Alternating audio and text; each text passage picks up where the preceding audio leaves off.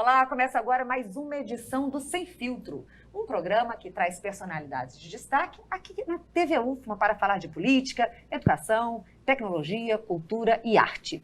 Para o debate de hoje, contamos com a presença dos jornalistas de diferentes veículos de comunicação. O Sem Filtro é um espaço plural de ideias e nossos entrevistadores e convidados estão online para participar deste debate. E você pode conferir todos os programas e conteúdos aqui na NET Claro, canal 17, e também no canal do YouTube e nas mídias sociais, pelo link que aparece aí na telinha. O nosso entrevistado de hoje é o sociólogo e mestre em educação, Alderico II. E antes do debate, a gente vai para um rápido vídeo sobre a sua trajetória. Vamos lá! Alderico II é graduado em Ciências Sociais com habilitação em Antropologia, Sociologia e Ciência Política pela Universidade Estadual do Maranhão. Possui um mestrado em Educação também pela UEMA e é especialista em Gênero e Diversidade pela Universidade Federal do Maranhão. De todas as suas experiências, tem destaque na área de Antropologia Política e Sociologia da Cultura, com pesquisas sobre simbolismo, imaginário, identidade, cultura e poder. No campo da educação, tem pesquisas relacionadas à categoria Gênero e Sexualidade e, atualmente, de maneira mais específica, sobre os conceitos de homossexualidade e homofobia, discursados em livros de educação sexual e sexualidade de ensino médio da Rede Pública de São Luís do Maranhão. O sociólogo, antropólogo e cientista político é fundador e coordenador do projeto Curta a Diversidade, que tem como objetivo exibir filmes, documentários ou curta-metragens relacionados à temática de gênero e diversidade, seguidos de palestras, debates, rodas de conversa e atividades correlacionadas à temática. Membro do Grupo de Estudos e Pesquisa em Ciência, Sexualidade e Educação da Universidade Estadual do Maranhão. Alderico II é o convidado do programa Sem Filtro dessa semana, aqui na TV UFMA.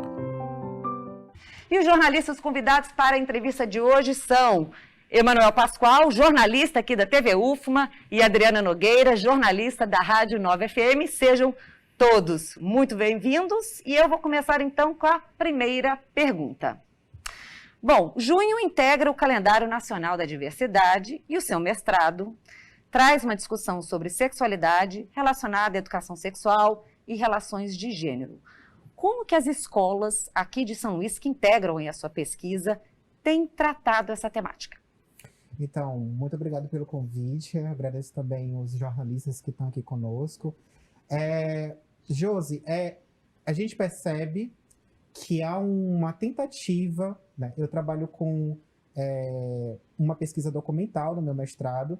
Eu analiso livros de educação sexual e de sexualidade e a gente percebe que é uma tentativa, né, nessas 3 escolas que eu passeei nas discussões sobre essa questão da homossexualidade, da homofobia em específico, a gente percebe uma tentativa dessas escolas em discutir. A gente precisa perceber que os professores, professoras, ainda se encontram num processo muito tímido de aproveitamento desses livros para o debate da sala de aula. É por isso que eu e meu orientador, a gente está em processo de construção de 2 livros para ilustrar ou para ajudar a desenvolver esse tema, né, na sala de aula, o tema da homossexualidade, e assim a gente combater a homofobia. Então, a gente está no processo de construção desses livros, são propostas pedagógicas, ou seja, não é nada imposto, né? São apenas caminhos, possibilidades desses professores e professoras discutir esse tema sem tabu, sem preconceito, sem filtro, né? Mas a gente consegue perceber uma tentativa, pelo menos nessas 3 escolas de ensino médio.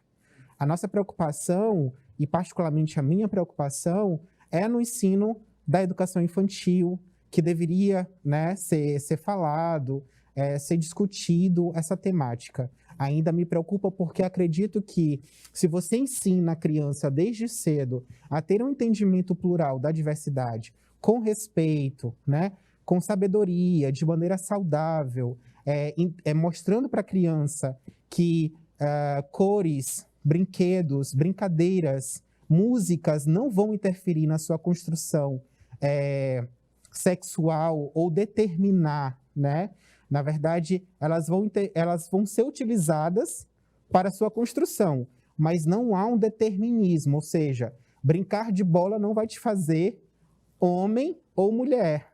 Brincar de boneca não vai te fazer homem ou mulher. Gostar de azul não vai te fazer mais homem. Gostar de rosa não vai te fazer mais mulher, percebe?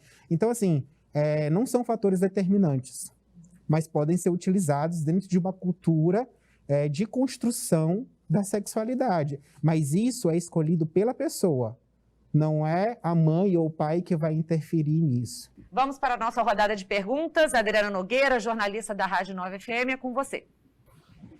Professor Alderico, o senhor estava falando agora há pouco sobre essa questão de que 3 escolas estão buscando discutir o assunto, não é, da homossexualidade, da homofobia. É muito pouco diante do universo que nós temos, mas já é importante já começar essa discussão.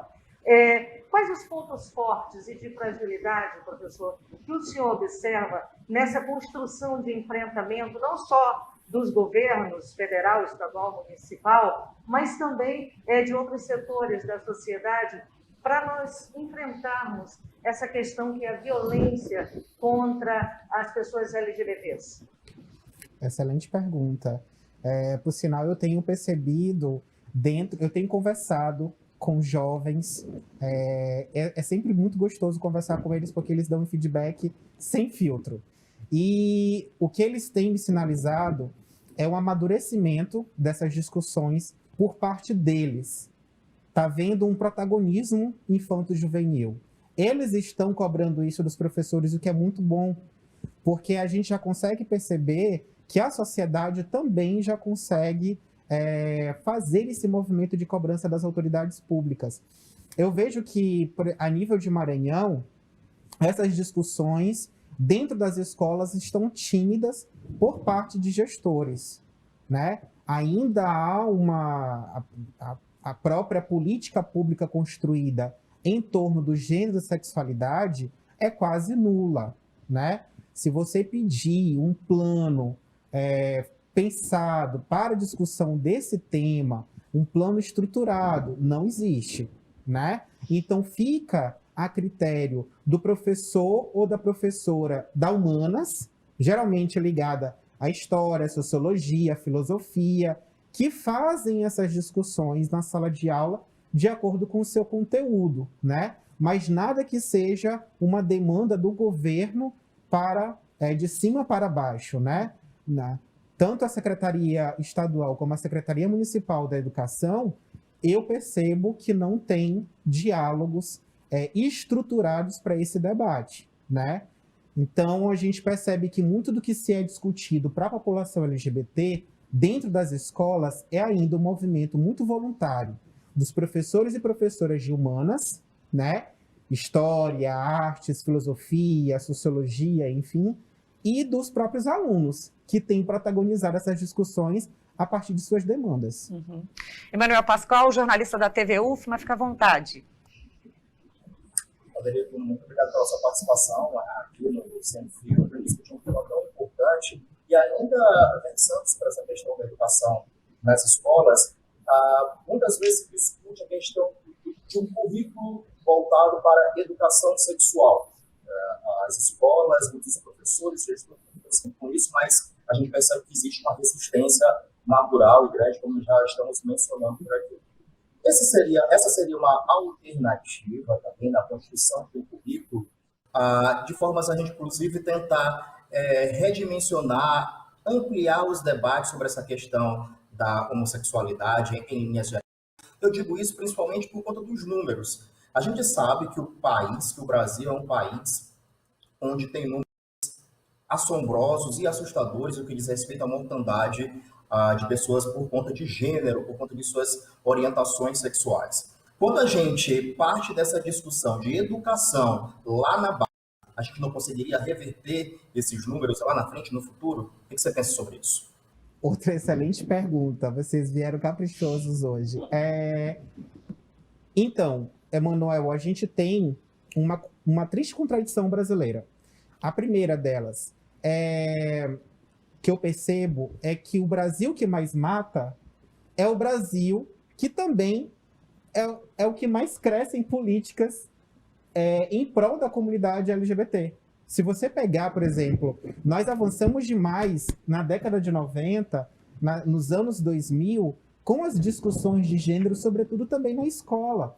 Houve a inclusão da temática no currículo na gestão do governo Luiz Inácio Lula da Silva, quando ele, o MEC, naquela época, providenciou vários materiais, vários fascículos para a formação de professores.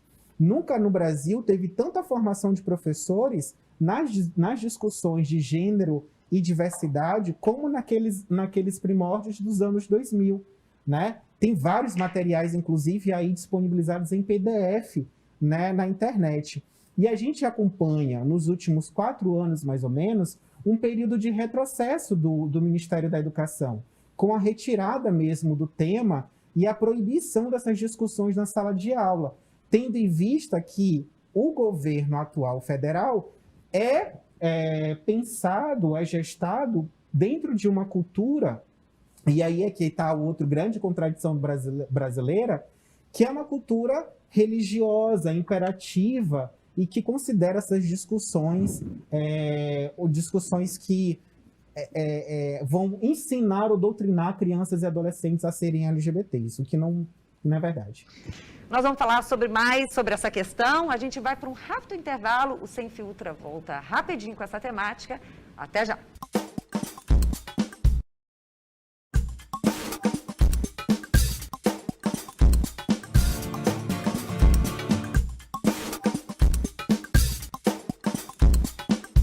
Estamos de volta com Sem Filtro e o entrevistado de hoje é o sociólogo, mestre em educação, Alderico II. Destaco também a participação dos jornalistas convidados para este debate. Adriana Nogueira, jornalista da Rádio Nova FM, Emanuel Pascoal, jornalista da TV UFMA. E você pode conferir este programa no nosso canal do YouTube e nas mídias sociais pelo link que aparece aí na telinha. Alderico, eu vou te falar um pouquinho agora sobre a pandemia, né? A pandemia mudou a cara de muitos eventos, inclusive os que integram o calendário da diversidade de junho. Agora no formato online, parece que ano passado também foi no formato online. Este contexto de necessidade de isolamento, poucos acessos presenciais aos atendimentos, como é que essas mudanças resultaram no surgimento de demandas, urgências para as políticas de ações afirmativas? Olha, Josi, a gente tem, de acordo com a ANTRA, foi divulgado um relatório no passado, é a Agência Nacional de Travestis e Transsexuais do Brasil, e um triste dado sobre essa questão de políticas afirmativas e violência. O número de 90% de homicídios à população LGBT no contexto da pandemia, o que é muito perigoso, porque mata-se ainda mais dentro de casa, né? Ou as pessoas são levadas a suicídios por conta da pressão da família, a pressão da própria sociedade.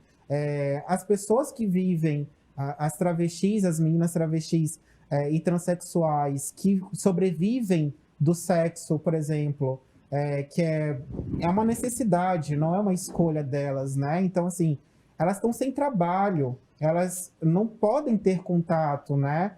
Muitas delas estão paradas. Os salões de beleza estão parados por conta desse contato. Então, a gente está realmente dentro de uma situação bastante entristecida, de desemprego e também de falta de oportunidade para colocar essas pessoas de volta ao mercado. Uhum.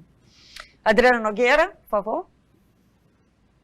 Professor Alderico, por que quando a gente fala sobre inclusão, na maioria das vezes, as pessoas só pensam na inclusão de pessoas com deficiência auditiva, visual, pessoas que têm dificuldade para se movimentar, não é? E nunca falamos sobre inclusão em relação aos gays, aos trans, às lésbicas, ao grupo LGBT. Por que razão, Alderico?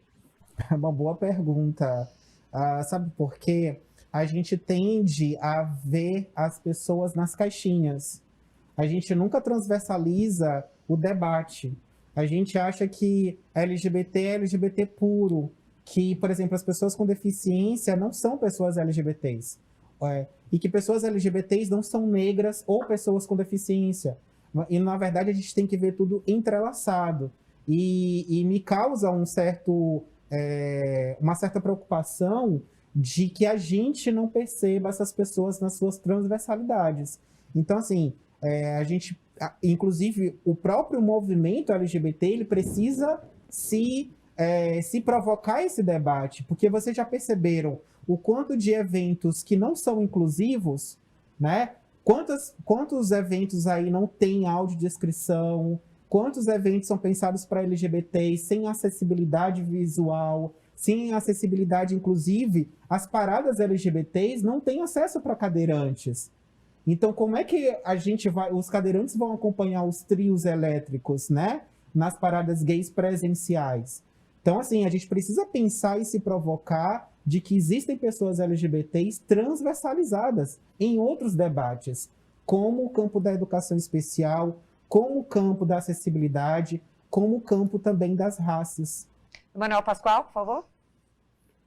Alderic, você tratou de assuntos bem interessantes aí, falou ainda um pouquinho dessa questão da parada LGBT, né, no dia 28, inclusive, tradicionalmente, em muitas cidades do Brasil, antes desse contexto de pandemia, existia a parada, e existe uma crítica também muito grande no que diz respeito a essa manifestação e sobre as discussões importantes, ou seja, de modo geral, isso enquanto cobertura de imprensa, isso enquanto alguns críticos e até entre apoiadores, existia sempre uma discussão muito forte dizendo a parada do orgulho LGBT reúne uma quantidade de gente tão grande e as discussões, entre aspas, vou utilizar aqui, ou seja, eu estou utilizando o termo entre aspas, porque de repente naquele momento da parada do orgulho LGBT, poderia alguém pegar o microfone e suscitar uma questão. Mas reuniões específicas, as salas de debate específicas tinham uma concentração muito menor de pessoas. Então tem essa crítica muito grande. Dá para aliar, num contexto, de repente, pós-pandemia,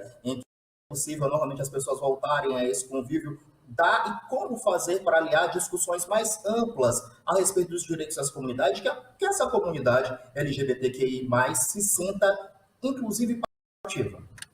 Então, eu tenho a sensação, Emanuel, de que por muitos anos a gente estava falando de nós para nós mesmos.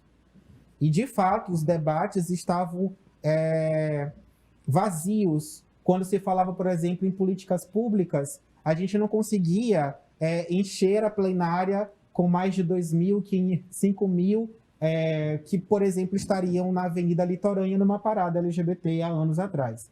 O que acontece é que a pandemia ela provocou o movimento social a se reinventar. A gente não necessariamente precisa expor corpos bonitos e padrões em trios elétricos, não precisa necessariamente de uma festa em modo trio elétrico, né, carreata, para poder fazer revolução. Então, a gente precisa pautar coisas urgentes. Então, o movimento ele tem que ser reinventado. Eu não sou movimento social, mas eu estou percebendo que alguns movimentos têm se reinventado dentro desse contexto da pandemia. E visto que não necessariamente eu preciso de um show para poder fazer a plenária acontecer. E as pessoas estão se interessando mais para o debate. E quando eu falo das pessoas, é principalmente pessoas LGBTs. Elas têm se posicionado mais. As redes sociais, elas têm servido como palco de exposição pública. Então, o Twitter tem sido uma ferramenta que a gente tem utilizado muito, o Instagram tem sido uma ferramenta que tem sido utilizado para fazer até, inclusive, os chamados cancelamentos, né? Os cancelamentos das pessoas que vão contra a consonância, né, dos direitos humanos LGBTs. Eu, particularmente, sou contra o cancelamento e vou te dizer por quê. Porque, às vezes, a gente cancela e não dá oportunidade para a pessoa se defender, né? A gente precisa fazer esse movimento sempre educativo. Eu sei que é cansativo, a gente sempre está batendo na mesma tecla, mas como educador não poderia defender outra bandeira senão da educação. Então, o cancelamento, para mim, não faz sentido. Dentro da educação, eu sou a favor de educar, Sim. né? Então, a gente tem que chamar essas pessoas que não estão tendo acesso à educação, que estão sendo ignorantes com o assunto, e a gente precisa chamar elas para o debate. Sim. Né? Então, o movimento ele precisa se provocar para o diálogo aberto com pessoas que não são LGBTs. A gente precisa sair um pouco dessa zona de conforto, dessa bolha, né? De falar de nós para nós mesmos e buscar outros espaços. E eu estou adorando que a internet tem possibilitado isso.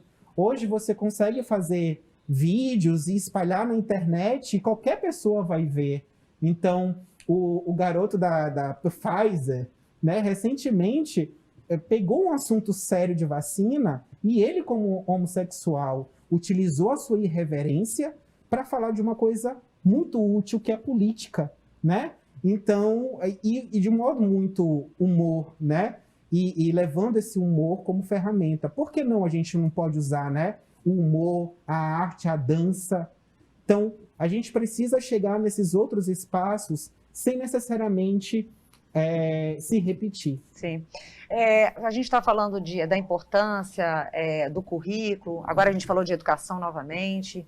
O senhor convive aí com esses profissionais da educação e nós sabemos que eles são estratégicos na abordagem e construção dessas temáticas em sala de aula. Como é que o senhor avalia a atuação e o trabalho deles no ambiente escolar? Eles estão antenados com isso? Ainda estão muito fechados? A gente, Josi, falo nós professores, a gente sai dessa formação profissional, dessa formação inicial, sem as discussões de gênero aprofundadas.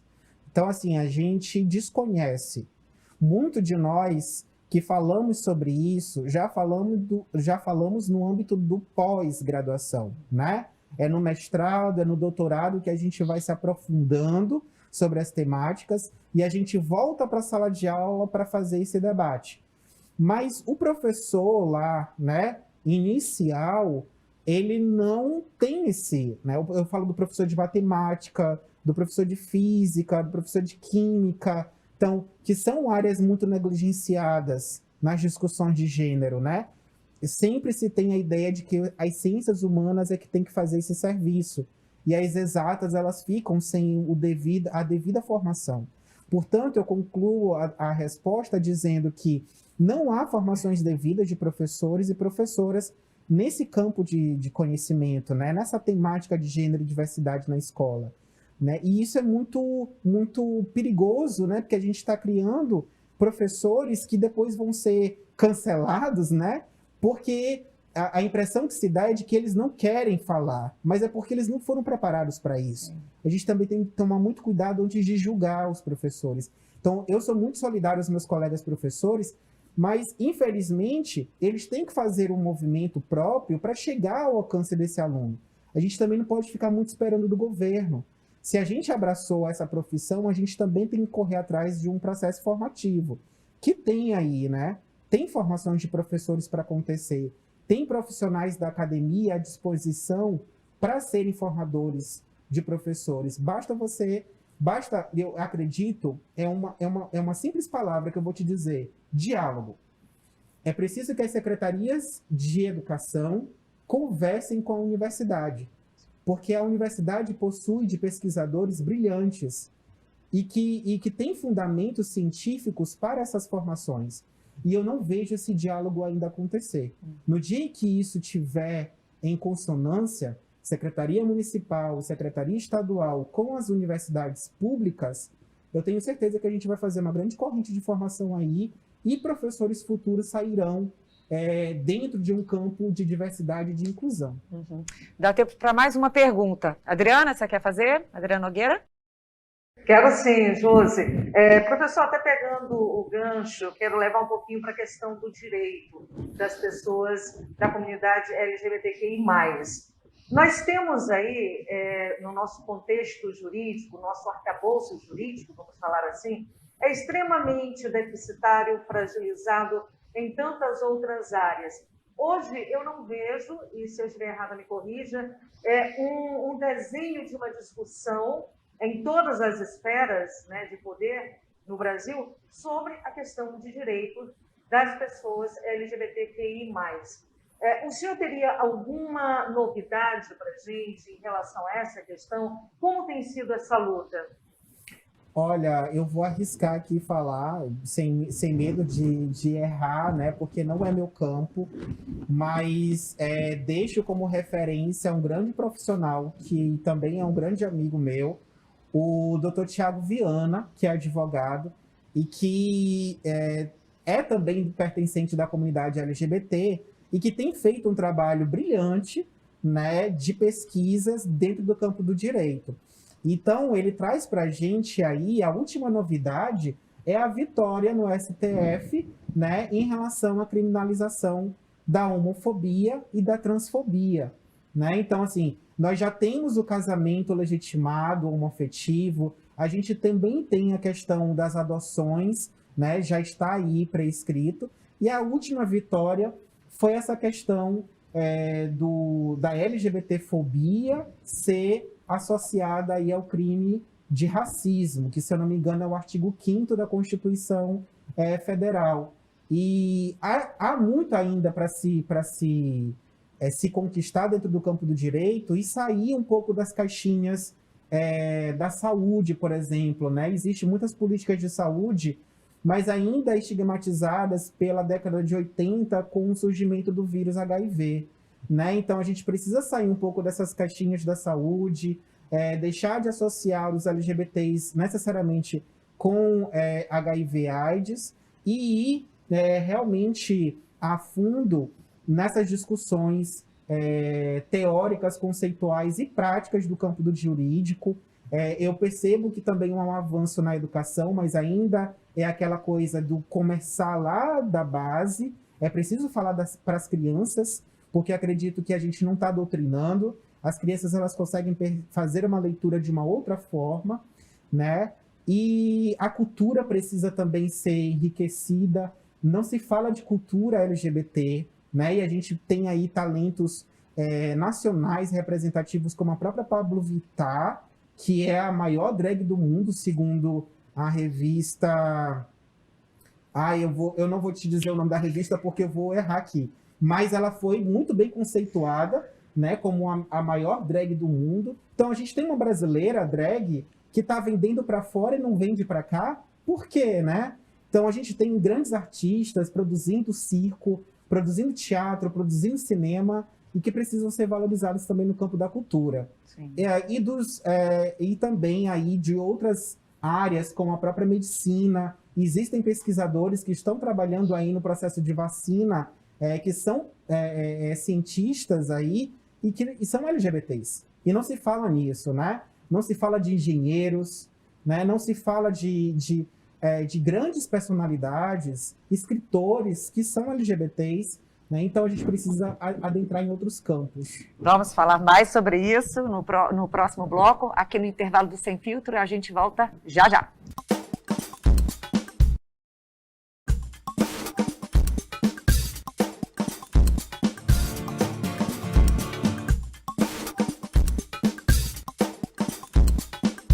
E voltamos para o terceiro bloco. Hoje conversamos com o sociólogo e mestre em educação, Alderico II, e agradeço e destaco aqui a participação dos jornalistas convidados com o nosso formato online. Adriana Nogueira, jornalista da Rádio Nova FM, e Emanuel Pascoal, jornalista aqui da TV UFMA.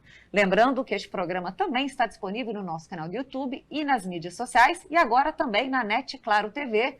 Aí, pelo link da sua telinha, você já tem acesso. Eu vou começar a falar sobre política agora, tá? Vimos aí um avanço da diversidade na eleição municipal de 2020. São Paulo, por exemplo, 2 dos 10 vereadores mais votados são pessoas trans. Como é que o senhor avalia que essa ocupação vai fazer uma diferença e como que vai fazer diferença no espaço da política? Primeiro, é muito bom esse movimento, né, dessas pessoas terem representação nas suas comunidades, né, nos seus municípios. Entretanto, isso não significa que elas tenham representatividade dentro da comunidade LGBT em específico.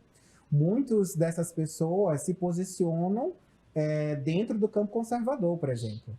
E a gente tem nomes como o Tami Miranda, que é duramente aí rechaçado pela comunidade quando ele se pronuncia de forma super conservadora, né? Ele tem posicionamentos que fazem nos lembrar comportamentos de extrema direita, né? E isso daí já é um contraditório dessas eleições.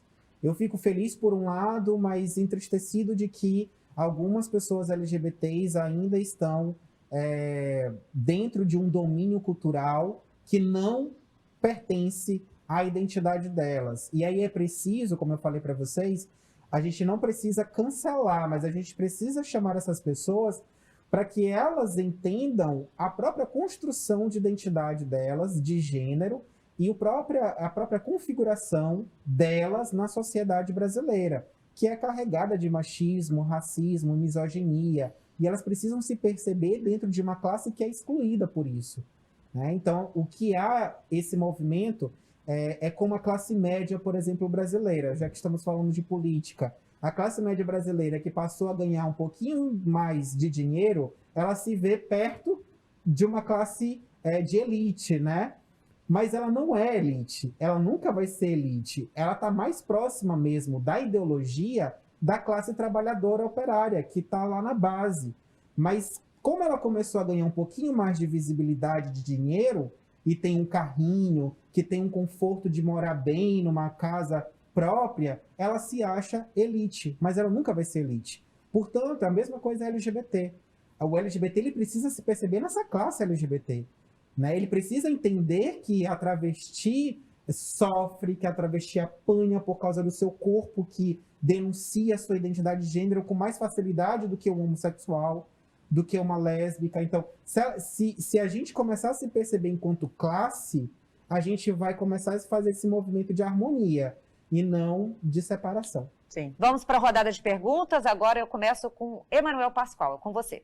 Bom, Rodrigo, a minha pergunta ainda seguindo nessa linha política, né? Na semana passada, semana retrasada, no último dia 16, quando foi aprovado na Assembleia Legislativa do Maranhão um projeto de lei que, na prática, ou na teoria, seria muito fácil e possível de ser realizado, mas que houve algumas intervenções, algumas críticas.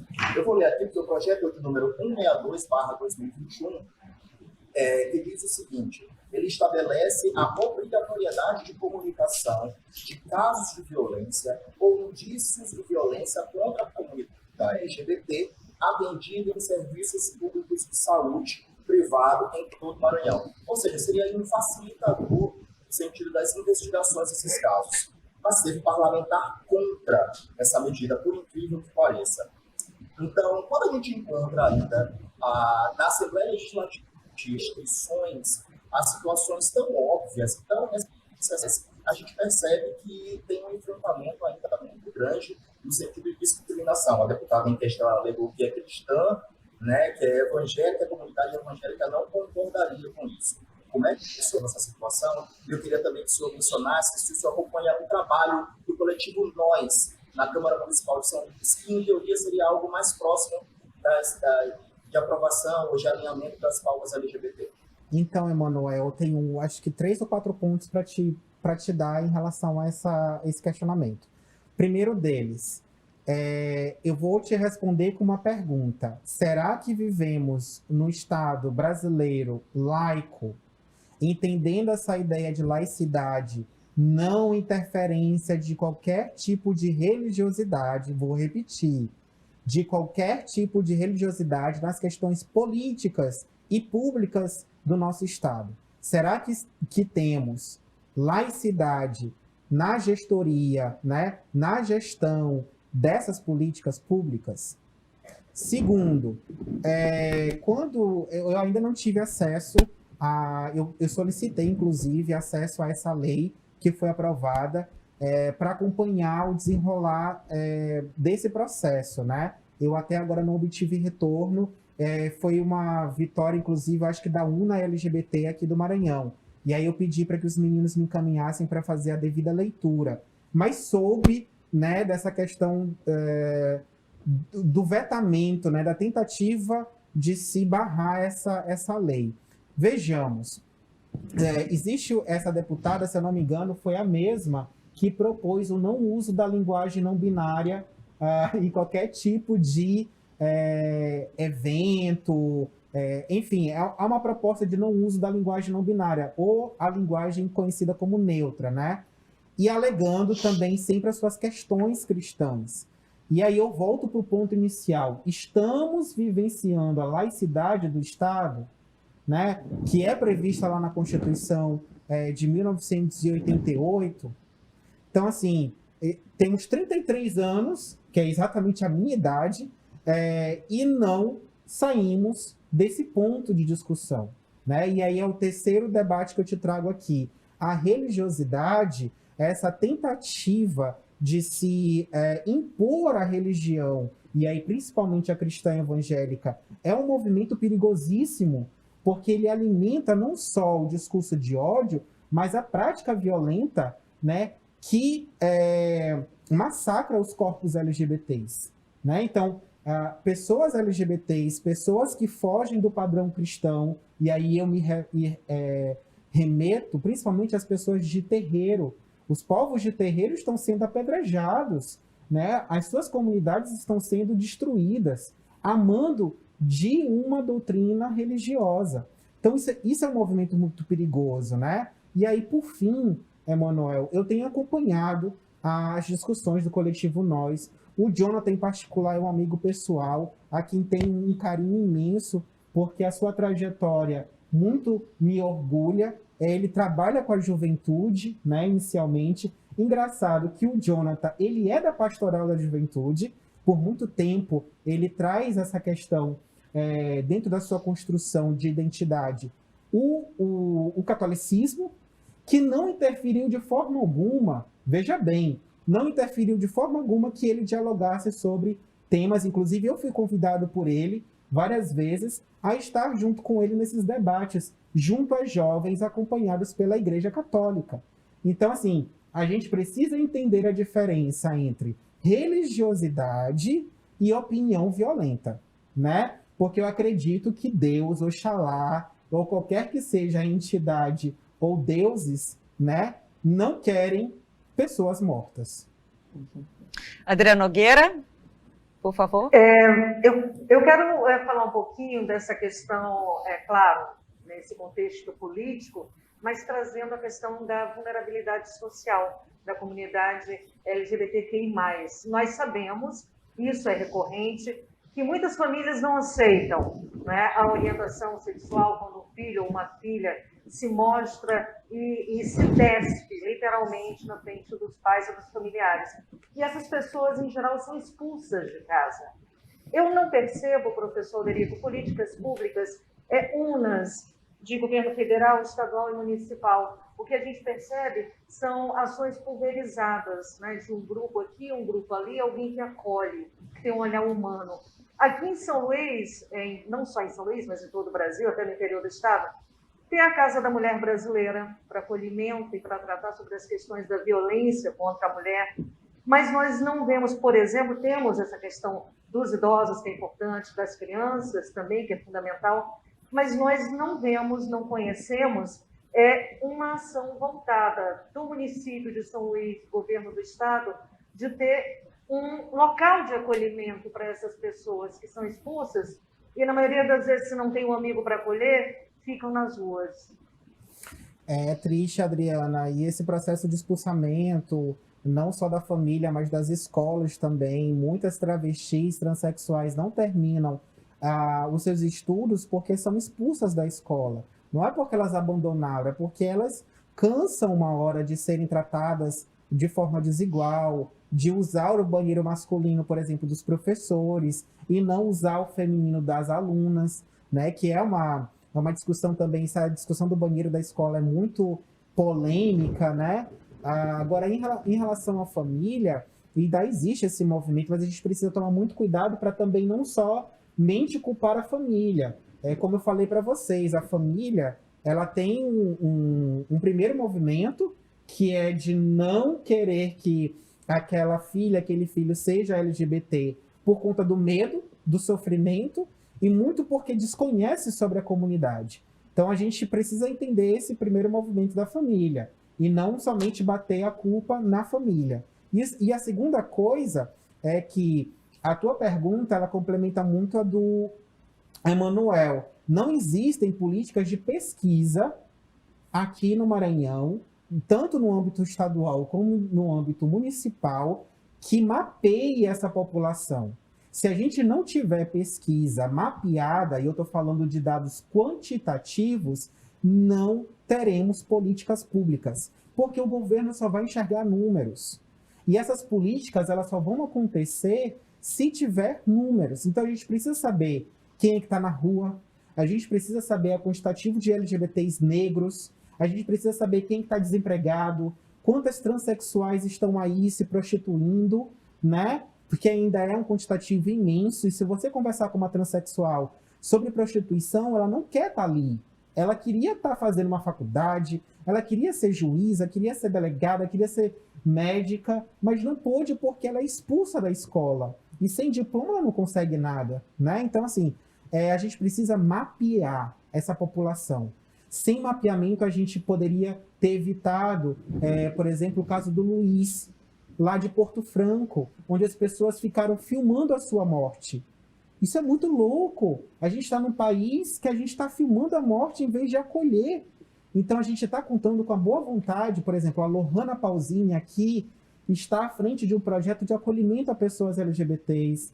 O Paulo, que está na Casa Acolher, acolhendo pessoas que têm HIV/AIDS. Então, são pessoas isoladas de movimentos sociais que estão chamando para si a responsabilidade, mas contando com ajuda pública, que o governo poderia estar fazendo isso, que a prefeitura poderia fazer isso, né? Mas, infelizmente, a gente não está vendo os números. E sem pesquisa, e novamente eu chamo a atenção para que esses profissionais no campo da gestão pública conversem com a universidade, porque aqui nós temos produções acadêmicas com dados científicos que podem já começar a nortear políticas públicas. Sim. Vamos falar mais sobre esse assunto, política, educação, ações afirmativas, diversidade, no próximo bloco. Não saia daí.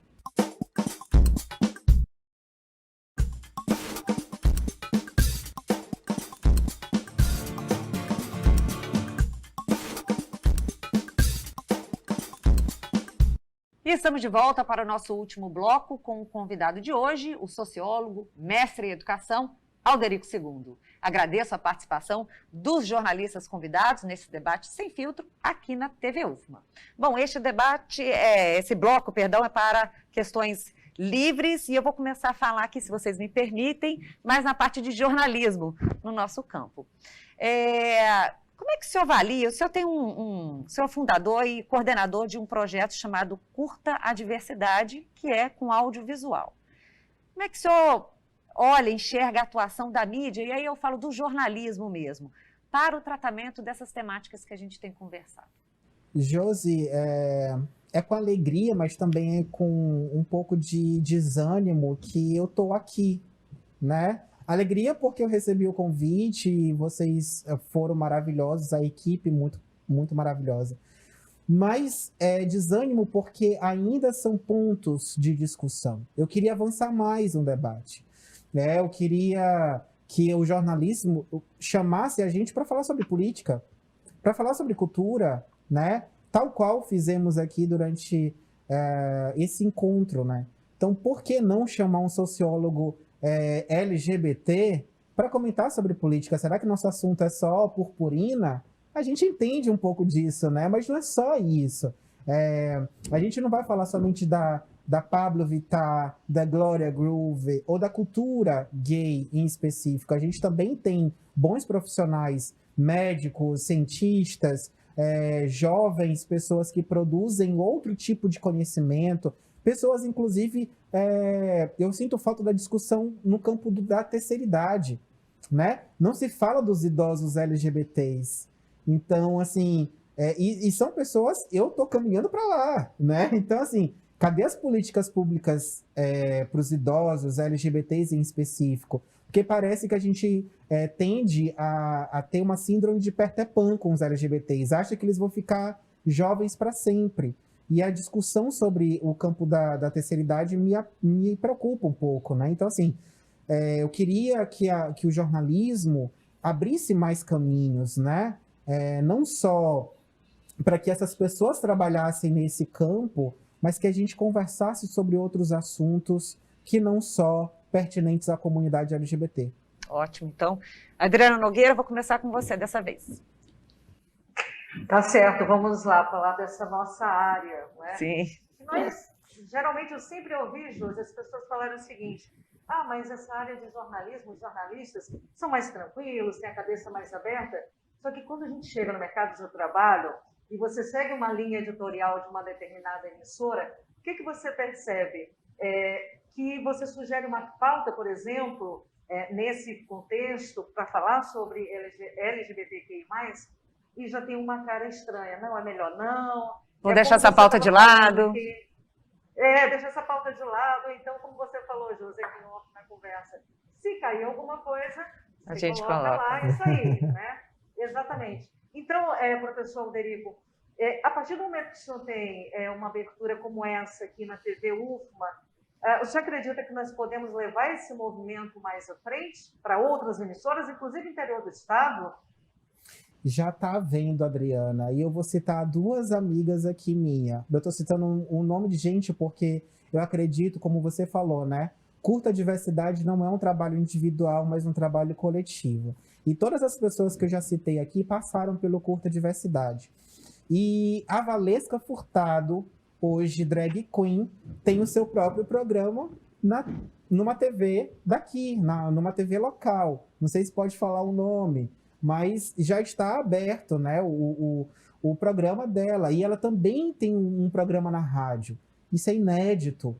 Uma drag queen apresentando o programa, caracterizada como tal, e se colocando e posicionando na comunidade LGBT. Outro nome que eu trago aqui é do Carlos, né, que é a Dominica, a DJ Dominica, que durante muito tempo trabalhava com música e hoje também atua na comunicação. Isso é incrível.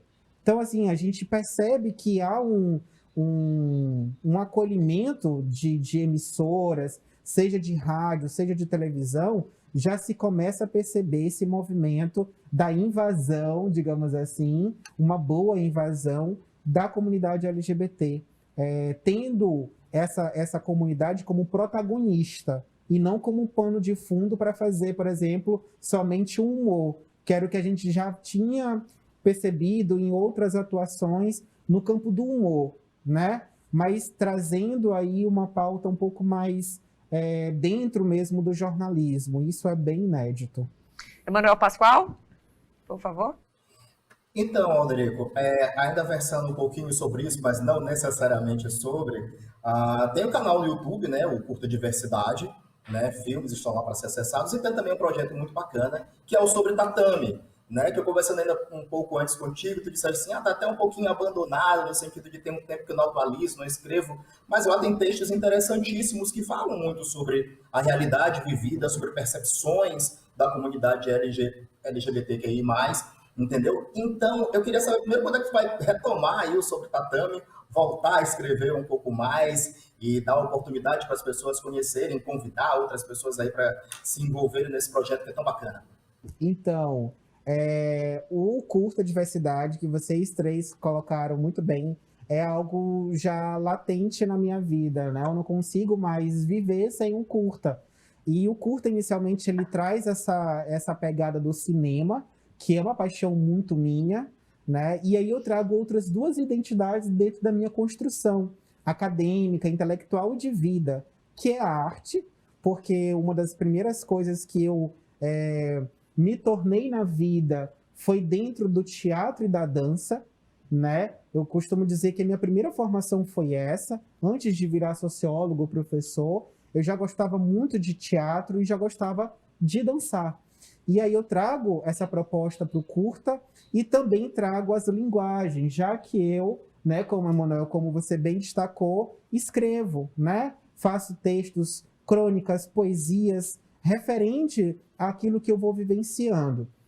Eu tô doido para voltar a escrever. Agora eu tô debruçado mesmo na construção desses 2 livros que eu falei para vocês, e um deles traz o nome Curta Diversidade, né?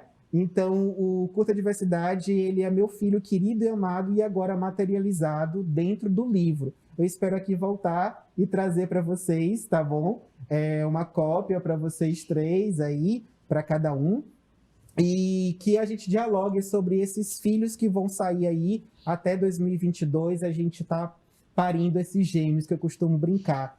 E sobre o tatame, Emanuel, aí o Jonas Sakamoto, ele entende que a equipe precisa, nesse momento de pandemia, se voltar um pouco mais para si, se reestruturar. A equipe do Sobre Tatame está nesse processo de reconstrução, para que a gente possa depois voltar aí com novos textos, novas temáticas. Atualmente, o Jonas está trabalhando muito dentro do jornalismo, dentro da produção videofonográfica, e ele está super atribulado, então ele não está conseguindo gestar esses textos lá no portal. Ele é o nosso editor-chefe.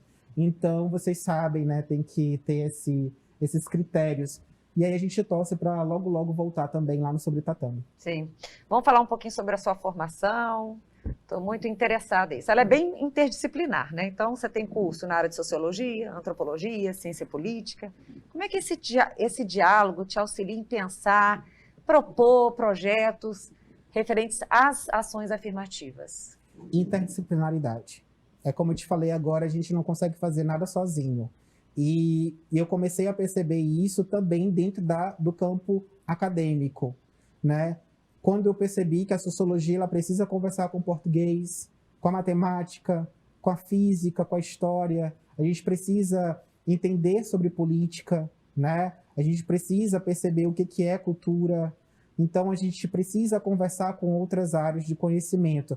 Se a gente ficar muito preso a nossas caixinhas, a gente não vai conseguir ter entendimento do mundo. E o mestrado me trouxe muito isso. Então, te respondendo, as políticas públicas, ações afirmativas, como o próprio Curta Diversidade, ele teve uma hora que disse assim, eu não quero só cinema, sabe? O próprio projeto pediu isso. Então, as pessoas que frequentavam o projeto começaram a pedir dança. E a gente levou drag queens para dentro do cinema para fazer performances ligadas àquela temática. E aí começaram a pedir poesia. Ah, eu posso ler um poema? Pode, vem aqui, tá aqui no celular. Então, e eu fui entendendo aquele movimento que o próprio projeto já não estava mais dando conta somente pelo cinema. Então, eu fui percebendo que a gente precisa conversar com outras áreas. Então, é dessa forma que se faz ações afirmativas. Eu não posso enxergar um indivíduo somente como LGBT. Eu preciso transversalizar esse indivíduo. Isso, ótimo. A gente tem mais tempo. Adriana, com você. Olha, eu quero falar que nós estamos no caminho certo, viu? A partir do momento em que nos abrimos para tratar sobre esse assunto, que é tão importante, tão fundamental, que nós passamos a tocar em determinadas feridas também, não é, professor Derico? E isso também é fundamental, tocarmos nessas feridas e trazermos essa discussão para todo mundo, né? Inclusive para as crianças. Hoje tem sido muito difícil, professor Derico, essa receptividade por parte dos pais, de alunos nas escolas? Olha, depende muito da escola, depende muito de como é construído o diálogo com a família. Quando a gestora ou o gestor se abre para esse diálogo e, naturalmente, também com os professores pensam projetos voltados para a formação dessas famílias, que elas precisam ser formadas. Como falei antes, culpabilizar somente a família não adianta. A gente vai ficar enxugando gelo. Então, vamos chamar essa família para conversar, né?